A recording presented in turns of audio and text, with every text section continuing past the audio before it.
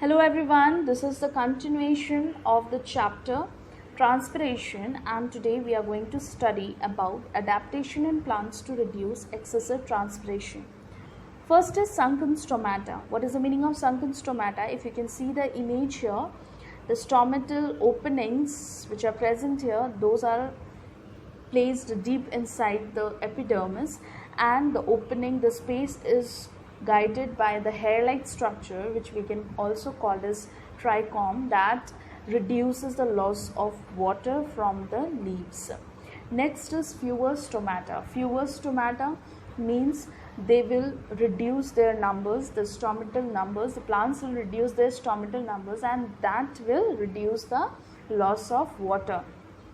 Third is narrow leaves. If you can see here, the narrow leaves also will be less exposure, will contain less stomata, and that will lead to lower the rate of transpiration. Then comes reduced exposed surface. So in some plants like xerophytes, what we can see that the leaves are modified to give spine-like structure that will reduce the loss of water through leaves.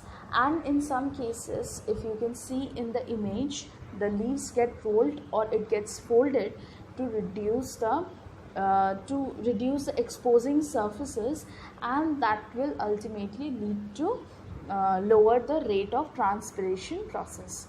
Loss of leaves in some plants, what we can see, the leaves, they droop down, and because of that the stomatal openings are no more exposed to the atmosphere, and that ultimately leads to lower the rate of transpiration. And the next comes thick cuticle. If you can see the image, this plant is familiar to you, that is the aloe vera plant, and in this the epidermal surface is covered by a thick cuticle which doesn't allow more water to cross the surface. Okay, so this type of plant is also known as succulent plant because it retains water in them. Now next topic comes significance of transpiration. What is the importance of transpiration? How it is important for a plant? First is cooling effect.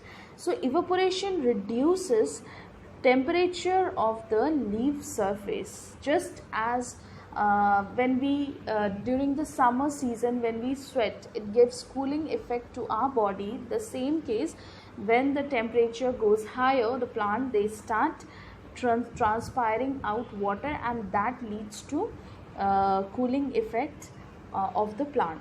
The next comes suction force. Helps in the ascent of sap by producing a suction force acting from the top of the plant.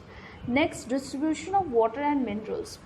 Transpiration from the surface tends to draw water towards them, and thus helps in the distribution of water throughout the plant's body. So these were the significance of transpiration.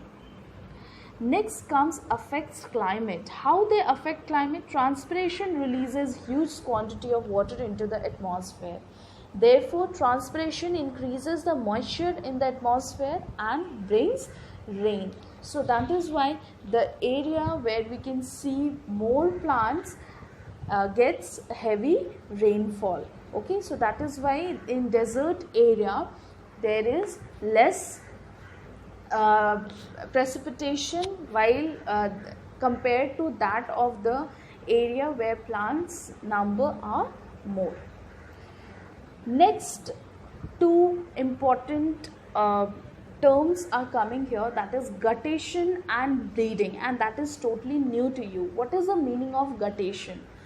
Guttation means the release of water in the form of water droplets through the margin of the leaves in the form of water droplets is known as guttation, the release of excess water. If you can see the image here, that is the release of water in the form of water droplets through these structures.